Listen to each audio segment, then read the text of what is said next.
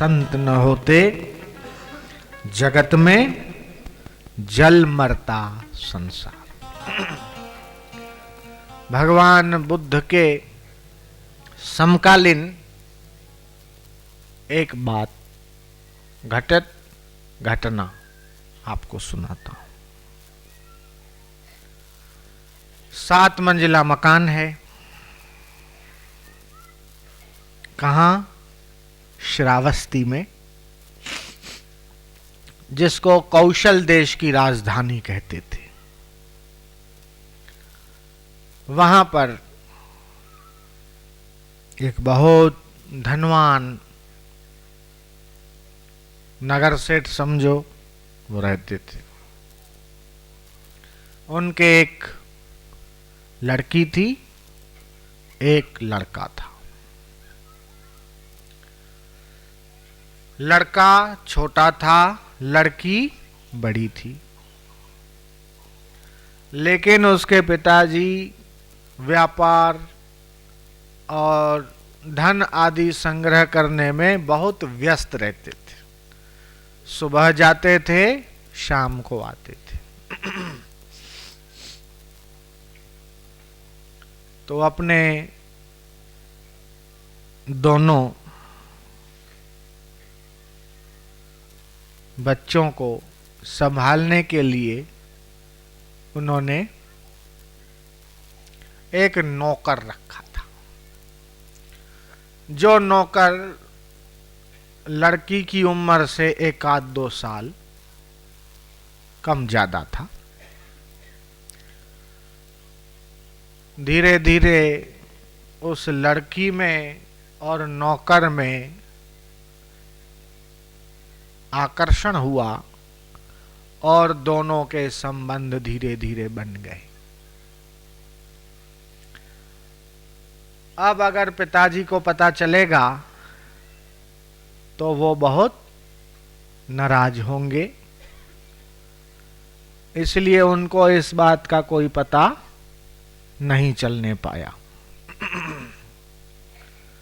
और उस नौकर ने सेठानी की बेटी को ऐसा पिटाया कि जितना सोना चांदी का सब सामान है और जितने रुपए तेरे हाथ में आते हैं वो सारे यहाँ से ले चल और अपन यहाँ से भाग जाते हैं और शादी करते हैं।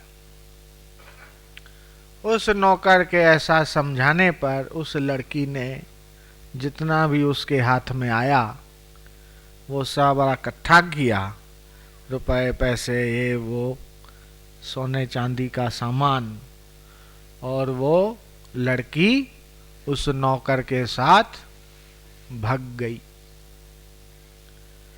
पूरे शहर में हवामान खराब हो गया, उसको ढूंढने लगे, लेकिन वो तो बहुत दूर निकल चुके थे और काफी दूर जगह पर कहीं वो अपना रहने की व्यवस्था कर लिए। और वो जितना रुपया और सोने चांदी का सामान लाए थे उनको बेच बाच के और 2-2.5 साल तक उनका वो सारा चला।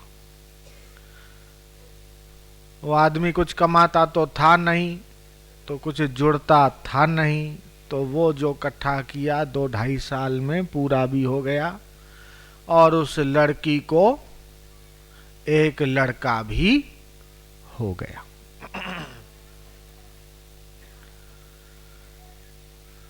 अब जब बच्चा हुआ तो वो आग्रह करने लगी, भाई इधर तो व्यवस्था उतनी है नहीं, अपन वापस चलते हैं मेरे पिताजी के घर, और माता पिता दयालु होते हैं, वो दया कर देंगे कुछ तो अपनी सारी व्यवस्था हो जाएगी। लेकिन उस लड़के ने बोला कि अगर चलेंगे तो फिर हमारा रिश्ता तोड़ देंगे और तेरी शादी फिर दूसरी जगह पर करवा देंगे, इसलिए तेरे को जाने की कोई जरूरत नहीं है। समझा पटा कर रख लिया। तो जाने का विचार बदल गया और 2-3 साल बीत गए। ज्यों दिन बीते त्यों और परेशानी बढ़ती जाती। जैसे तैसे करके वो लड़का यहाँ वहाँ से करके उसको अब बच्चा भी हो गया था। वो 2-3-2.5 साल का था, इतने में फिर से वह गर्भवती हुई। तो ज्यों 8वां महीना लगा त्यों फिर से इसने कहा कि अब हम फिर से वापस जाते हैं, और बोले कि अब तो मैं यहाँ इतने दुख में रह नहीं सकती हूँ, मैं तो मेरे माँ बाप के घर में जाऊंगी। 2.5 साल से ज़्यादा समय हो गया, 4-5 साल हो गए मैंने मेरे माता पिता का मुख नहीं देखा है। मुझे उनकी याद आती है, वो भी मेरे लिए चिंतित हो रहे होंगे कि बेटी कहाँ है, कैसे रह रही है। कहते हैं कि वो दोनों अपने 2.5 साल के बच्चे को हाथ में लिए हुए जा रहे थे। रास्ते में कुछ भूख लगी तो बोले मैं थोड़ी लकड़ी करके आता हूँ और थोड़ा जो चावल दाल वगैरह अपने साथ थोड़ा कुछ है उसको बना लेते हैं लकड़ियों पर। पहले के ज़माने की बात, उस ज़माने में ये बसें गाड़ी मोटर नहीं थी। ज्यों वो जंगल में लकड़ी करने जाता है त्यों उसको सांप काटता है और वो उसका आदमी वहीं मर जाता है।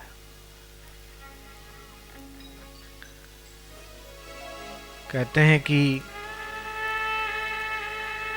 वो इंतजार करती रहती है कि अभी वो आएगा, अभी आएगा, अभी आएगा, लेकिन वो काफी देर हो जाती है और आ नहीं पाता है। वो स्वयं गर्भवती है, उसको प्रसव पीड़ा होती है और इतने में वो वहीं एक और बच्चे को जन्म दे देती है। अब एक 2.5 साल का लड़का और एक अभी नवजात शिशु। इतने में तो आंधी तूफान चलती है। जून जुलाई का महीना और तेज आंधी के साथ बारिश होने लगती है। पति मर चुका और बारिश, और रास्ते में फिर एक नदी भी पड़ती थी। अब वो सोचती है कि इन दोनों बच्चों को लेकर मैं कैसे नदी पार होऊंगी।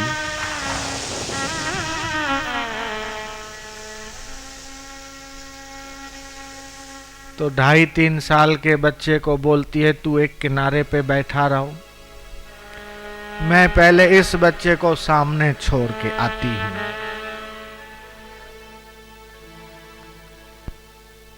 और वो नवजात शिशु को जैसे तैसे नदी पार करके ले जाती है। अपनी साड़ी में से थोड़ा टुकड़ा फाड़ के उसको उसमें बांध के एक झाड़ी पे लटका आती है और सामने किनारे पे बैठे हुए 2.5 साल के अपने बच्चे को वापस लेने के लिए जाती है। पानी गहरा था, चूंकि वो तैरना जानती थी। आधे रास्ते पहुंचती है तो पीछे मुड़ के देखती है कि ये बाज पक्षी उस नवजात शिशु के ऊपर चोंच मारने के लिए आया है। तो ज्यों उसके सिर में वो चोंच मारता है पक्षी, वो सोचती है कि अब इधर जाऊं कि इधर जाऊं। तो उसने हाथ ऐसे ऐसे किया उड़ाने के लिए, उड़ जा।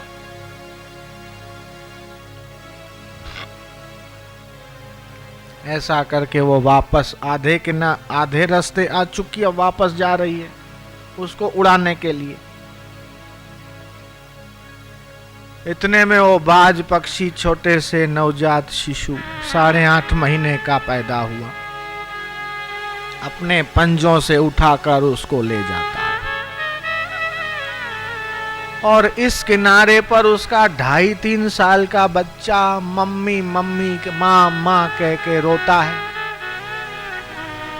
और इसने जब उस बच्चे को उड़ने का किया तो वो समझता है कि मेरी माँ मेरे को बुला रही है कि आओ आओ,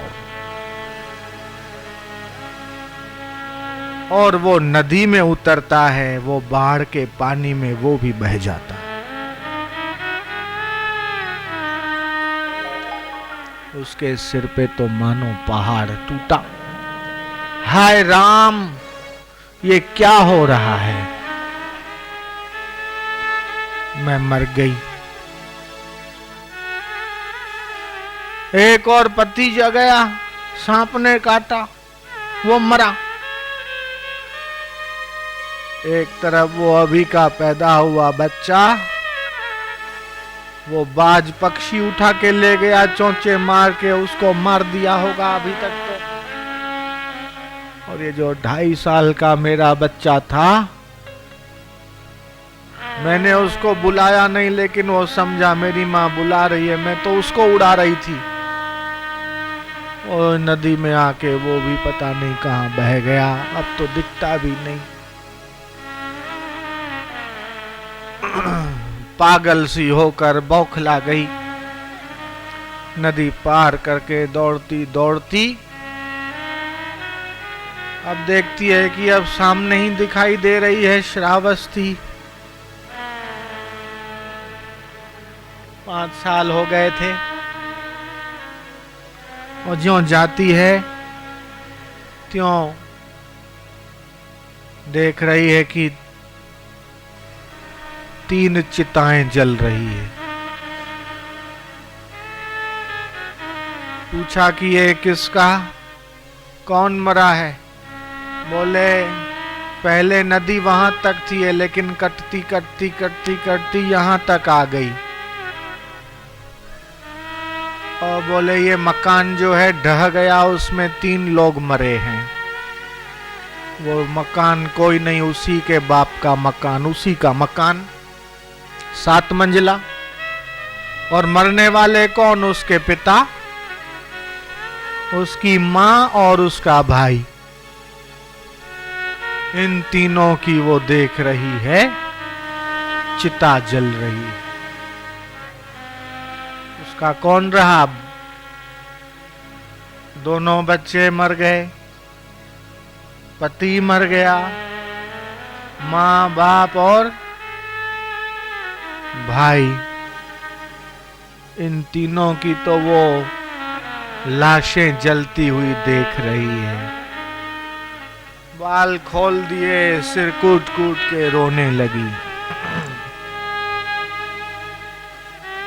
कपड़े वपड़े भी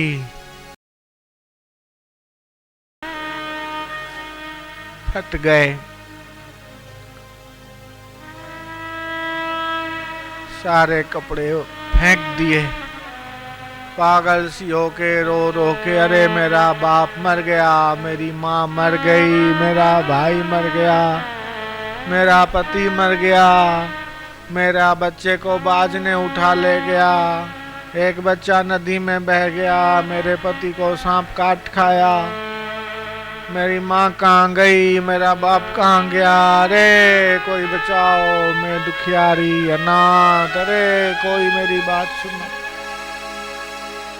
उसको पागल समझ के लड़के मिट्टी का ढेला मारते।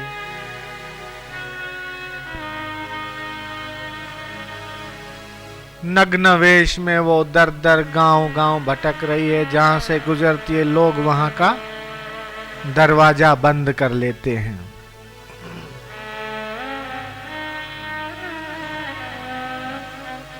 इतने में घूमती घामती वो गांव वाले उसको तिरस्कार कर देते हैं, चल उधर चल, उधर चल, उधर भाग, उधर भाग। अपमानित प्रताड़ित कर रहे हैं। कोई देता है तो भी हाथ में नहीं देता, दूर रखता है, बोले वहां से ले ले। कहां तो इतने ऐश आराम में पली हुई बेटी, और कहां उसकी ये अवस्था। भाग्य का लेखा जोखा कौन जानता, होनी कौन जानता है, और किस्मत का किसको पता है। घूमते घामते वहीं पहुंची है जहां बुद्ध का जेतवन है। वहां भगवान बुद्ध एक वृक्ष के नीचे बैठे हैं और कुछ भिक्षुक उनका सत्संग प्रवचन सुन रहे हैं। इतने में इसी हालत में वो दुखी होती हुई आई। अरे मेरा कोई नहीं, मैं तो बड़ी दुखी, मेरा तो सब लुट गया, मेरा पति मर गया, बाप मर गया। उस को देखकर भिक्षुक उठे और उसको चले जाने को कहा। बुद्ध की नजर पड़ी, बोले नहीं उसको आने दो। एक भिक्षुक को इशारा किया, इसको कपड़ा दो। उस भिक्षुक ने अपने तन पर रखी हुई धोती उसको दी। उसने वह धोती अपने शरीर पर लपेट ली। बुद्ध ने उसको बैठ जाने को कहा और ध्यान से उसकी बात सुनी। फिर बुद्ध ने कहा कि साथ में तो कोई आता नहीं है और साथ में कोई जाता नहीं है। ये सारी दुनिया में आदमी अकेला इंसान आता है, अकेला जाता है, साथ में तो भगवान रहता है, बाकी कोई साथ नहीं निभाता। अपने कर्म साथ में चलते हैं बेटी। जब बुद्ध ने उसको कहा बेटी, तो उसके आंखों में चमक आ गई। उसको लगा कि ये तो मेरे कोई अपने हैं। जहां सब लोगों ने मुझे दुत्कारा, सब ने मेरी अवहेलना की, सब ने मेरा तिरस्कार किया, ऐसे इस संसार में ये साधु पुरुष, ये संत पुरुष ने मुझे अपना लिया। मैं इन्हीं को भगवान मानूं, मैंने और कोई भगवान नहीं देखा। उसको होश आया कि मेरी कैसी हालत है। अब लज्जा महसूस हुई।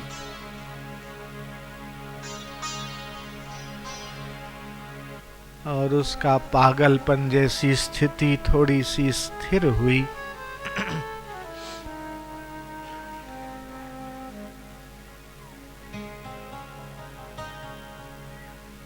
उसका नाम था पटाचारा। कहते हैं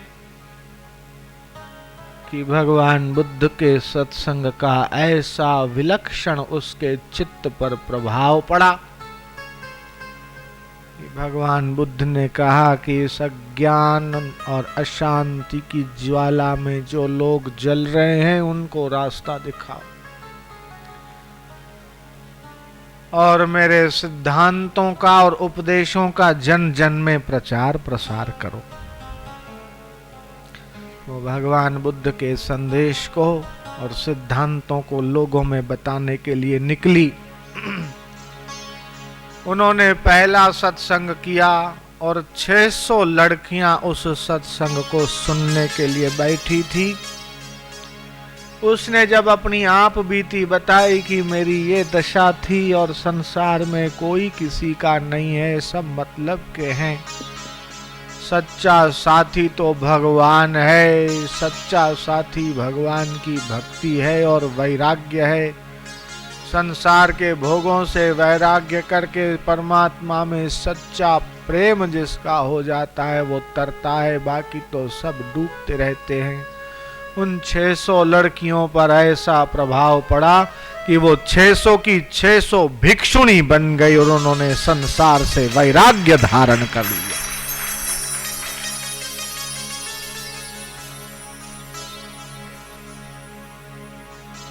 भगवान बुद्ध अपने प्रमुख शिष्य और शिष्याओं को उपाधि देते थे। उन्होंने पटाचारा को उपाधि दी अग्रा। तू सबसे आगे है, जितनी भी मेरी भिक्षुणियां हैं उसमें सबसे तू अग्रा, मतलब सबसे आगे है। और संघ का सारा कार्य उस पटाचारा को सौंपा कि तू जितना भी भिक्षुणियों का संघ है उस पूरे संघ की तू अग्रा अध्यक्ष है। और तेरे दिग्दर्शन में मेरे महिला संघ के कार्यों का निरीक्षण और देखरेख तेरे उसमें हो। ये होनी और ये संसार बड़ा जटिल, बड़ा भयानक, विकट है। कोई इस होनी को नहीं जान सकता कि ये कितनी भयानक होती है। सुख की घड़ियां तो जल्दी बीत जाती है, लेकिन दुख में तो साथ निभाने वाला कोई नहीं होता है। उस समय तो बस ज्ञान ही काम आता है। भागवत का 26वां अध्याय 11वां स्कंद और 32वां श्लोक कहता है कि जो संत हैं वो नौका हैं। निमज्जोन्मज्जताम घोरे भवाब्धौ परमायनम संतो ब्रह्मविदः शांता नौ दृढ़े वाप्सु मज्जताम। जल में डूबते हुए लोगों के लिए दृढ़ नौका के समान इस संसार सागर में गोते खाने वालों के लिए ब्रह्मवेत्ता शांत चित्त संत जन ही परम अवलंबन है। धन्य हैं वे लोग जिनको ऐसे संत मिले हैं, जिनके सहारे इस संसार सागर को वो पार कर जाते हैं हंसते खेलते। बाकी और कोई उपाय नहीं है। इसलिए संतम महांतम सततम नमामि वंदे महापुरुष ते चरणारविंदौ। संत मिले यह सब मिटे काल जाल जम चोट। शीश नमावत ढही पड़े सब पापन की पोट। उनको नमस्कार करने से काल जाल जम की चोट मिटती है।